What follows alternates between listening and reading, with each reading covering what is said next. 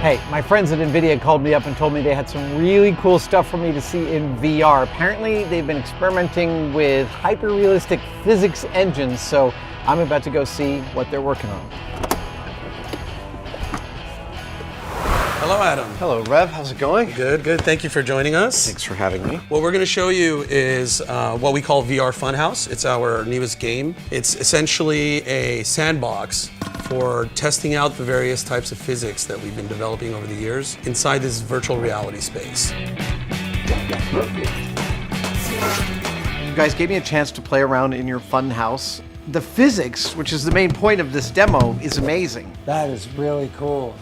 For the most part, it's operating the way I would expect things to operate within the world. I've played around with games that have their own physics engines, and for this to have genuine physics that you can work with, that gets me really going. Oh, I love the swords, specifically the metal reflectivity. That had a tremendous effect on making it feel really real. We have a turbulence simulation, so when you wave the swords around in the air, you can see the confetti swirling around. Excessive latency can make people sick, and specifically make me sick. I have a very weak stomach. I did this for 2 hours, I didn't have any problem. Do you want to stop and rest? I'm good to keep playing. All right. The latency was low enough and the frame rate was high enough that I felt locked into the space.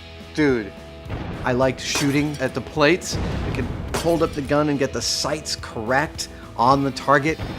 I love the fact that as I shoot the pottery and it's coming towards me, the particles after I shoot it come towards me and are still on the ground and I can still shoot them. You're welcome to use both guns.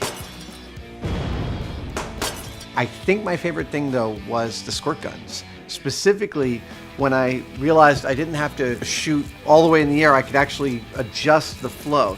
I even notice as I bring the streams together, you guys have built surface tension into the liquid. Yes. I could squirt one stream through another and start to see them interact with each other. There's viscosity and surface tension. That's freaking cool. I'm somewhat familiar with how much computational muscle it takes to model hundreds or thousands or tens of thousands of pieces of things as they're exploding and dropping around you. To see the photorealistic stuff that you guys are generating now happening live in front of me, it beggars the imagination how much processing you're doing in the back.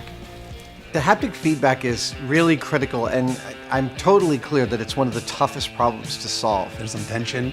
The handles did this great job of giving me different kinds of vibration to give me a feeling of different things that were happening. Oh my God, I can feel. That's really awesome. This is better than anything I've seen in terms of the physics of being able to manipulate the world that I'm immersed in. Oh, I could totally get addicted to this. You mentioned you had some ideas on how we can make our game better. I thought the swords were just a little bit rudimentary. The blade you had, if you cut it in a cross section, would be like diamond shaped. It's more realistic to have what's called a hollow grind, in which the diamond shape, the slopes of the diamond are actually concave. What we really want to do is inspire others to create similar sorts of experiences. So we decided to put out all of the source code and all of the assets for this game to the general public as open source so that they can modify it and make those kinds of changes themselves. Maybe we can scan some stuff from my shop and we can Absolutely. put it in. Okay, good, good. Rev, thank you so much for letting me play in your sandbox. Thank you for coming and experiencing this with us. That was awesome.